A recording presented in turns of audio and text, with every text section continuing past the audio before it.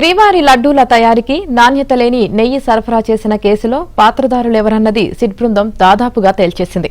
ఇక సూత్రధారుల కోసం వేట మొదలుపెట్టబోతోంది. ఇప్పటి వరకు చేసిన దర్యాప్తు ఆధారంగా ఈ వ్యవహారంలో టీటీడీకి సంబంధించిన 12 మంది అధికార, అనధికార ముఖ్యుల ప్రమేయం ఉందని సిట్ భావిస్తోంది. వారిపై దృష్టి సారించిన అధికారులు అందులో ఇద్దరిని విచారణకు పిలిచేందుకు నోటీసులు సిద్ధం చేస్తున్నారని, మరో 3 నేరుగా అరెస్టు చేసే అవకాశముందని సమాచారం. విచారణ మరో 2-3 నెలలు కొనసాగనుందని, అప్పటికి గాని కేసు ఒక కొలిక్కి వచ్చే అవకాశం లేదని తెలుస్తోంది.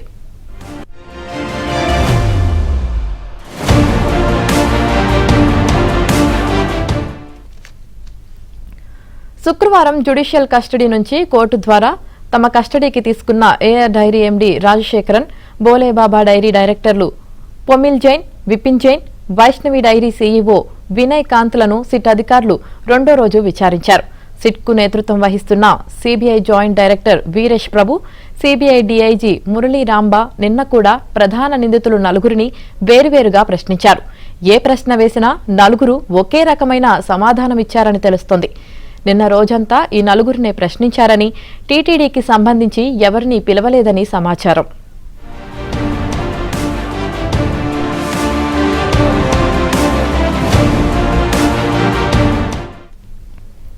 నిందితులు 4 సిట్ అధికారులు ప్రశ్నిస్తుండగా పలు సందర్భాల్లో నిందితులే సిట్ అధికారులను ఎదురు ప్రశ్నించారని సమాచారం. గతేడాది జులైలో ఏఆర్ డైరీ సరఫరా చేసిన 4 నెయ్యి ట్యాంకర్లను తిరస్కరించినట్లు టీటీడీ ఎప్పుడు సమాచారం ఇచ్చింది అన్న ప్రశ్నకు ఆ డైరీ ఎండీ అసలు తాము టీటీడీకి నెయ్యే సరఫరా చేయలేదని, ఇక తిరస్కరించినట్లు టీటీడీ తమకు ఎందుకు సమాచారం ఇస్తుందని ఎదురు ప్రశ్నించినట్లు తెలిసింది. నాణ్యత లేదన్న కారణంగా టీటీడీ నెయ్యిని తిరస్కరించిందని, తమకు వైష్ణవి డైరీ ప్రతినిధుల నుంచి ఫోన్ ద్వారా సమాచారం అందిందని చెప్పినట్లు తెలిసింది. టీటీడీ తిరస్కరించిన ట్యాంకర్లు కూడా తమ డైరీకి రాలేదని, వైష్ణవి డైరీకి వెళ్లాయని చెప్పినట్లు సమాచారం. ఆ ట్యాంకర్లన్నీ భోలేబాబా డైరీ నుంచి వైష్ణవి డైరీ ద్వారా టీటీడీకి సరఫరా అయ్యాయే తప్ప తమ డైరీకి ఎలాంటి సంబంధమూ లేదని సమాధానమిచ్చినట్లు తెలిసింది.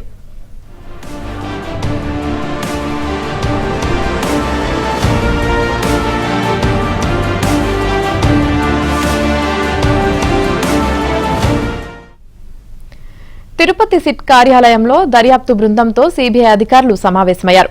ఇప్పటి వరకు కొనసాగిన దర్యాప్తు గురించి సమీక్షించుకున్న అనంతరం తదుపరి దర్యాప్తు ఎలా చేపట్టాలన్న దానిపై దిశానిర్దేశం చేసినట్లు తెలిసింది.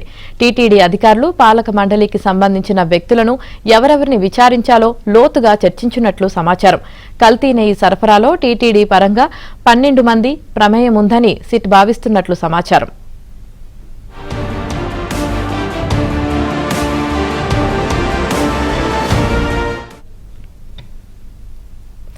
ఇందులో పాలక మండలి, పాలనా విభాగం, మార్కెటింగ్ విభాగం, పర్చేజెస్, టెక్నికల్ కమిటీల్లోని కొందరు సభ్యులు, నెయ్యికి సంబంధించిన నిపుణులు, ల్యాబ్, విజిలెన్స్ విభాగాల కీలక వ్యక్తులున్నారు.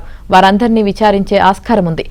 ఇది వరకు పనిచేసిన ఓ కీలక అధికారి, పాలక మండలికి చెందిన ముఖ్యులో ఒకరిని విచారణకు హాజరు కావాల్సిందిగా పిలిచేందుకు నోటీసులు సిద్ధం చేస్తున్నట్లు తెలిసింది. మిగిలిన వారిలో 3 నేరుగా అదుపులోకి తీసుకుని అరెస్టు చేసే అవకాశాలున్నాయని తెలిసింది. ఇక సిట్ దర్యాప్తులో టీటీడీ అధికార యంత్రాంగం ప్రధానంగా ల్యాబ్కు సంబంధించి ఇబ్బంది ఎదుర్కొనే పరిస్థితి కనిపిస్తుంది. సిట్ బృందంలో ప్రభుత్వం ఓ డీఎస్పీని, ఓ సీఐని అదనంగా కేటాయించిన సంగతి తెలిసిందే. పల్నాడు జిల్లా కారంపూడి సీఐ నిన్న తిరుపతికి చేరుకొని సిట్ విధుల్లో చేరారు. తిరుపతి ఎస్టీ సెల్ డీఎస్పీ సోమవారం చేరనున్నారు.